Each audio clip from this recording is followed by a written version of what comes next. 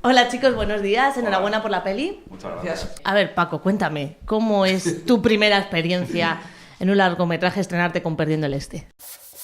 Maravillosa, pero bueno, al principio...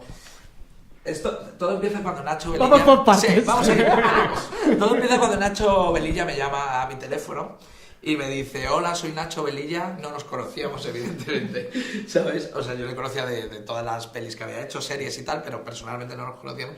Y digo, y dice: ¿eres Paco Caballero? ¿Y digo, para sí. qué me llamas? Sí, digo, ¿qué quieres? ¿Tú qué quieres? Y me dice: tengo una peli y quiero que la dirijas tú. Entonces, de repente, él dice: sí, bálsamos. ¿Qué es esto? Y dice: Perdiendo el Este. Y es como, bueno, dices, hostia, Perdiendo el Norte ha sido un éxito, ha sido una peli que todo el mundo ha hablado bien, que ha ganado mucha pasta y tal, y de repente este señor te coloca esto y al principio le acojone es tan grande que yo le digo: tengo que pensarme en una semana. Es como huyendo un poco del marrón, ¿no? Pero ya era un paso orgánico que tenía que hacer y que me da la oportunidad y yo estoy encantado de la vida que haya pensado en mí.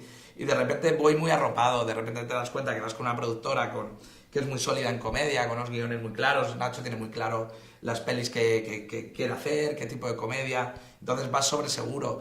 Luego tienes Antena 3, tienes Warner y tienes un casting maravilloso ya que heredas de la primera parte, que dices: pero ¿cómo no voy a ir a esto? Sí, esto es maravilloso. Y todo esto ya te lees el guión y yo me reí mucho, estaba en el AVE y solo se me oía a mí reírme en el vagón silencio, todo el mundo cabreado, y le dije: Nacho, tengo que hacer esta peli, evidentemente, ¿cómo voy a decir que no? Pero primero era un miedo de ¿cómo voy a hacer esto? ¿Y si va mal? ¿Y si...? Que todavía estoy y si va mal, se la ansiedad, así que... Pero era un paso que tenía que hacer y era en la mejor compañía hacer esto. ¿Y tú cómo es, Nacho, cómo es pasarle el testigo a alguien? Bien, porque confiaba mucho en él, realmente, y creo que no nos hemos equivocado, creo que la lección ha sido bastante buena.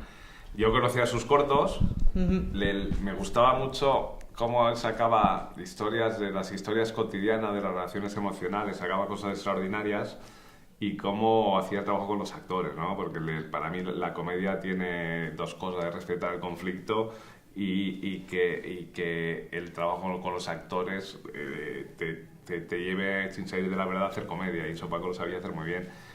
En principio, claro, te cuesta porque yo cuando parimos el proyecto, mi idea inicial era, lo iba a dirigir yo, empecé a escribirlo, sabía que lo iba a producir, pero bueno, luego pues por diferentes cosas y compromisos profesionales estaba todo muy apretado y digo: ay, ¿quién no puede? ¿Quién es el señor que puede sacar esto adelante? Si tenías un top de posibles candidatos. Eso no sé, eso no sé. No, con Paco Spielberg dijo que no. Spielberg dijo que no, pues está muy liado. Con ET2. Sí. Apatow también dijo que Apatow no. tampoco lo... Billy Wilder había muerto y entonces... Sí. Y era el cuarto en la lista. Woody Allen tampoco está ahora, no tiene buena prensa. Ya me cayó a mí. Bueno, si está ahí el nivel, vamos a ver qué podemos hacer. ¿Qué podemos sacar? No, la verdad yo era muy fan de los cortos, y sobre todo por eso, porque teníamos, yo creo, una conexión en trabajar la comedia de personajes y relaciones emocionales. Y a partir de eso sabía que lo iba a llevar por muy buen camino. Oye, ¿habéis aprendido algo el uno del otro? Hombre, claro, esto A ver, pues dime. Bueno, hostia, pues muchas cosas, la verdad, a nivel de producción, todo lo que Nacho tiene en la cabeza con una peli, por todas las etapas, lo claro lo tiene, lo bien que lo gestiona, cómo sabe hablar con distribuidoras, cómo sabe... Esto me alucina, él sabe muy bien la peli que hay que hacer. Y eso es súper interesante. Y luego, aparte, el cómo controla el ritmo del chiste, cómo sabe dónde meter el tempo, todo esto que al final es como matemática. La comedia tiene algo de matemática, tiene algo de pastelería, como digo yo, de repostería, ¿no? Que tienes que echar los ingredientes perfectos porque si no... No funciona. Si no, se te va la mierda, ¿no? Y Nacho esto lo tiene muy claro, sabe muy bien cómo funciona la comedia. Y aprendes mucho del chiste, ¿no? Del gag, dónde tiene que estar, dónde colocarlo, dónde acaba de funcionar perfecto, ¿no? Y yo trabajo de una manera muy parecida a él, pero diferente a la vez, porque cada director tiene una manera de hacer y tenemos una personalidad, pero ahí he aprendido mucho en la matemática del gag, ¿no? Y eso es muy guay, porque ahora yo me lo... Para la saca. La saca aquí, que me han pagado por esto, ¿qué más quiero? ¿Sabes? Entonces aprendes muchas cosas. Esto en principio, pero muchas cosas, luego a nivel de montaje, el ritmo, muchas cosas, la verdad. Es que Pero si empezó no acabamos. Hay una cosa de Paco que me ha entusiasmado, que es cómo trabaja la comedia sin que los personajes pierdan la humanidad, ¿no? Que eso, el director de comedia muchas veces, ¿sabes? El límite entre que te rías y que no te rías es una línea así. Y entonces, cuando el personaje pierde la humanidad, pierde la verdad, yo creo que la historia está perdida. Y viendo cómo trabaja Paco, yo he aprendido mucho de su prioridad porque los personajes sean humanos y sean emocionales. Y por eso creo que hace esa comedia tan fina, porque no pierde nunca eso. Y yo estaba en el set todo el día y me lo pasaba en grande viendo... ¿Y te han pagado por esto? ¿Te has fijado?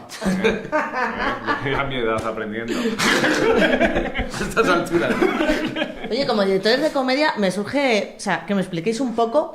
¿Hay cosas que se llevan allí al rodaje y luego veis en el momento que no funciona o que... O sea, que el chiste así no puede ir y hay que cambiarlo? ¿Cómo va? Yo esta lección la digo muchas veces, yo la traje aprendida, una lección de humildad ya desde 7 vidas. Tuve el privilegio en el primer piloto que hicimos de 7 vidas, yo era el guionista de Platón, no había empezado a dirigir todavía. Y yo iba con un guión que pensaba que era lo más sólido del mundo y con esa soberbia del que piensa que su sentido del humor es el que tiene que estar por encima del resto. Y, pues, ¿sabes? El que el sentido del humor, cada uno nos reímos de una cosa, pero criticamos a los demás cuando se ríen de una cosa que no nos hace gracia. Es muy inexplicable, con el drama no ocurre, pero con el humor sí. Entonces iba con mi guión todo sólido en el piloto. Y es un piloto que duró 70 minutos, que había 120 personas de público en directo, pues se grababa en directo, y cuando ves que toma tras toma no se ríen de tus gags, que tú crees que son cojonudos. Que vienes abajo, pero... Sí, pero era como una lección, una humillación terrorífica. Y a partir de ahí, la lección que he aprendido, sí, porque puedes tomar dos posturas, o estas 120 personas son idiotas y no tienen sentido del humor ni notar, que es la errónea que toma mucha gente, o la de probablemente hay capas del humor que yo no he entendido y la gente se ríe de las cosas que... Y eso me sigue ocurriendo hoy en día cuando vemos a La Primera Italiana o vas a una escena y de pronto hay un gag que tú piensas que es infalible y no funciona y tienes que tener la capacidad de aprender de los demás de que se ríen e intentar transformarlo en positivo. Vamos a abrir capas del humor, porque si todos trabajáramos sobre nuestro sentido del humor, las películas serían un fracaso. Creo que hay que meter capas para que mucha gente se pueda reír y disfrutarlas. La comedia es una cosa, está muy viva siempre, desde que lo lees en ti, desde que lo ensayas, desde que lo ruedas, está muy viva porque viene mucho con el estado anímico también de la persona que está haciendo la comedia, con el clima que se genere en un set. Entonces hay chistes que sobre papel dices golazo y luego no funciona ni para atrás. En el ensayo funciona, luego lo ruedas y ese día no funciona. Que no, luego lo puedes arreglar en montaje o luego... Eso sí iba a decir, digo, en montaje se arregla mucho o lo que ya no funciona en rodaje ya no funciona en montaje. No, se arreglan cosas también. Sí. Puedes cambiar el ritmo, es decir, el humor es como una partitura de música. La comedia esto lo aprendí Amparo Baró, es decir, una pausa justa es carcajada, una pausa exagerada no llega ni a sonrisa. De pronto tú llegas y ves que los actores lo que están haciendo es seguir una partitura. Esa partitura la tienes que respetar en edición o incluso cambiar el ritmo en edición, porque a veces no te funciona perfectamente. Es que es muy jodida la comedia. Sí. Y luego luego hay algo mágico también que ocurre rodando a veces, que dices, esta escena es muy divertida, ya leída, ya ensayada, pero cuando vas a rodar de repente se multiplica por 100. Sí. Nos pasó con una escena a nosotros que nos lo pasamos ese día como enanos. Es como digo, por ¿escena? Esto, pues la del restaurante con la cucaracha, que es enorme y luego cómo vuelve, y los noodles y todo. Que además luego tiene un cambio emocional él, que pasas de la risa al pum. Sí. No ha tenido ninguna cita y ella se emociona un poco y le dice lo de que quiere presentarle al padre, ¿no? Ella sigue con el plan. Pero ese día fue como... Nos estamos pasando, era como, ¿qué más? Venga, vómito, ¿qué más? Venga, tal. Y estoy yo en el combo, era como, por favor, yo no podía mirar, estaba llorando de la risa, que cuando pasa eso es magia. Y eso es... Cuando dices, ya sé por qué hago comedia, porque es lo más... Y cuando ocurre te das cuenta, esa escena, al minuto de empezar a rodar, sabías que iba a funcionar como un tiro. Sí. Y todos los pases que hemos hecho es carcajada, pero carcajada, dices, es que funciona, tiene humor visual, La emoción no para, es un pobre hombre intentando luchar contra las circunstancias, tiene todos los cúmulos de Peter Sellers, de la comedia que hemos mamado del pobre perdedor, ¿no? Sí. Oye, ¿y cómo es rodar en Hong Kong? ¿No? O sea, ¿habéis ido de rodar allí? Sí. ¿Es tan caótica la ciudad para un rodaje como parece? Pues en principio sí, pero para nosotros llegar allí es un caos porque todo es diferente. O sea, el alucine, o sea, la sensación es que tú vas allí ya solo de turista y ya somete mil estímulos de esto. Yo me colaba en karaokes que había en la calle, quiero cantar ahí, ¿sabes? Era como una cosa, estaba como un niño en un parque de atracciones. Estás sobreestimulado. Sobreestimulado total. Entonces, de repente, irte a rodar, pues ya la sobreestimulación es total porque vas perdido tanto como Braulio. Porque tú vas allí a trabajar, a buscarte la vida y te hace un rodaje y los rodajes no son fáciles. Entonces todo es muy complicado porque, claro, tienes equipo de allí, la manera de entenderte, la manera de trabajar es diferente y tal. Entonces, al principio vas loco de dónde me he metido, cómo vamos a sacar esto adelante. Y además que lo primero que rodamos en la peli era en Hong Kong, que luego fue muy guay para entender un poco lo que le pasa a los personajes en la peli y vivirlo todos a la vez, ¿sabes? Pero es muy loco, claro, estar allí estás perdidísimo. O sea, rodar aquí es difícil, allí ya es como... hagamos una peli de este rodaje, porque podríamos hacerlo. Le he preguntado a Chacha y me dice que es pequeña la ciudad. O sea... Yo no la entendía. Claro, porque ella es de la China continental, pero nosotros no entendíamos nada. Luego porque están todos muy juntos. Que tiene una densidad tremenda. Sí, hay mucha gente.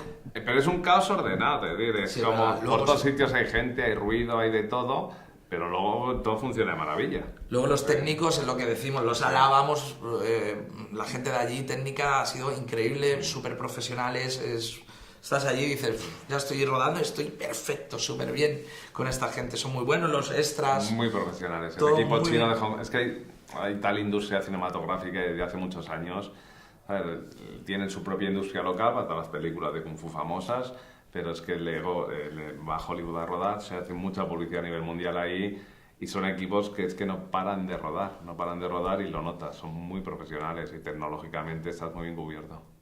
Pues muchas gracias, chicos, y espero que vaya muy bien la peli en los cines.